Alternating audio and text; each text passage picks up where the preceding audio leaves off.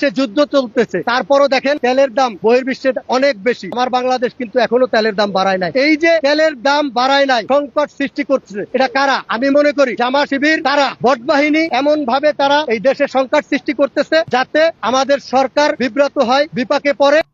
এই যে ভিডিওটা দেখলেন, সারা বিশ্বে তেলের দাম বেশি, এই দেখেন জনগণের কথা, কিন্তু বাংলাদেশের তেলের দাম আগের মতোই। কিন্তু কি হইতেছে, বাংলাদেশের গুজব রটাইতেছে। কি করতেছে বিরোধী দল?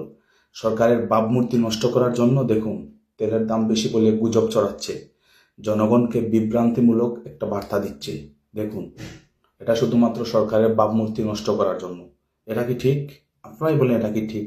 সরকার সুন্দরভাবে দেশ পরিচালনা করতেছেন, তারপরও দেখুন আমাদের প্রধানমন্ত্রীর বিপক্ষে কি ছড়ানো হচ্ছে। এটা কতটুকু সঠিক আপনারাই বলেন।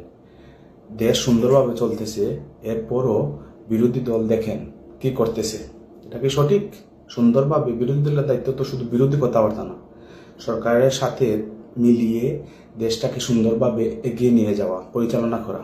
কিন্তু দেখুন আমাদের দেশের বিরোধী দল দেখুন সরকারের বিপক্ষে, সরকারকে নষ্ট করার জন্য কি সব গুজব ছড়াচ্ছে, জনগণের কাছে বাদ বানানোর জন্য। তেল ঠিকই আছে, কিন্তু খামাখা একটা গুজব রটাচ্ছে। ওরা তো হচ্ছে ফেসবুকের কারবার, ওরা তো কখনো কিছু জানে না, ওরা যা বলে ফেসবুকে।